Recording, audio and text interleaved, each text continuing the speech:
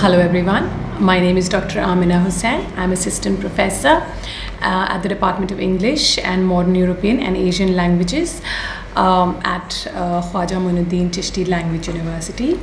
And my today's lecture is on Absalom and Achitophel, which is a work, a famous work of John Dryden, and is also a prescribed text in our master's program in English literature. So today my discussion will be on Absalom and Achitophel as a satire, and this would be a two-part lecture series. So in the first part, I'll begin with a general introduction. Now, Absalom and Achitophel begins a new chapter in the history of English satire. Satire had passed successfully through the hands of Donne, Lodge, Hall, Cleveland, and Marvell, but it had never really attained an excellence comparable to what it attained in the hands of Dryden.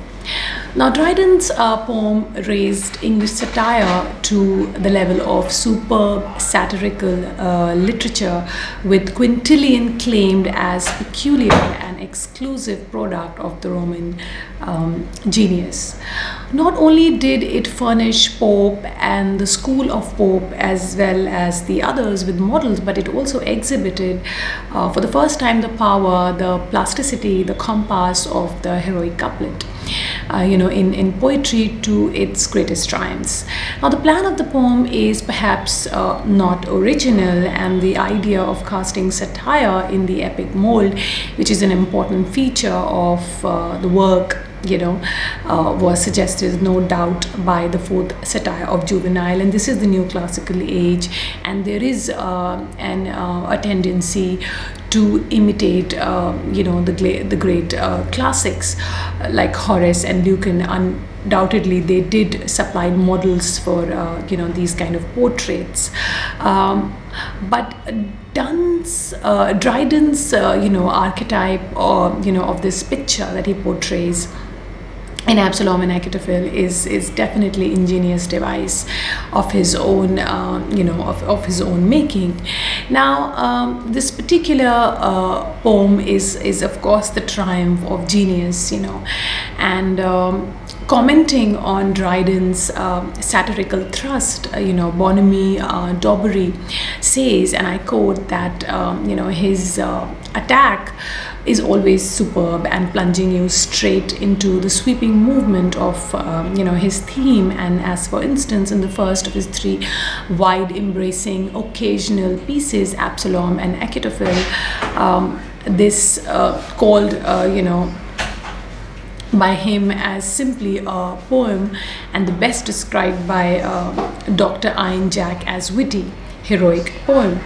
Now, it was basically written for the purpose of setting public feeling against Lord Shaftesbury, who was the leader of the Whig faction, scheming to exclude the Catholic Duke of York from the succession, and perhaps put the king's natural son, the Duke of Monmouth, on the throne. Thus, Dryden opens with deliciously bland excuse for Charles II virile manifestations, and then we are led into the story, or rather the real situation. Now, though the poem is not primarily a satire, the satirical elements soon appears into a very stringent description of English, the Jews of the story, that as it unfolds. And Dryden orders, he organizes the rise and fall of the characters in a very satirical manner. The most famous of them is Achitophel, though he himself thought that of Zimri, who is Buckingham, worth the whole of poem, since it was not a bloody but ridiculous bludgeoning, And other personages also crowd upon the scene. They're treated bitterly and scornfully, and even disdainfully on occasions.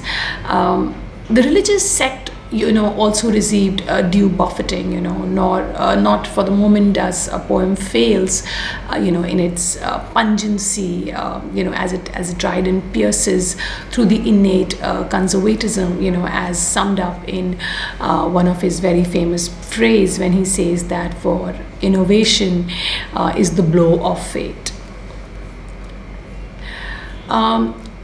Dryden, was obviously over 50 when he wrote one of the great satires, Absalom and Achitophel. He wrote them in two parts. He wrote it one in 1681 and then 1682.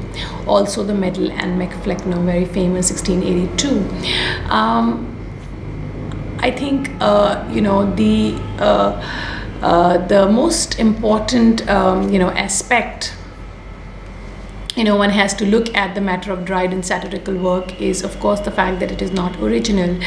And I'm going to continue this, my lecture in the next part. Thank you very much for listening.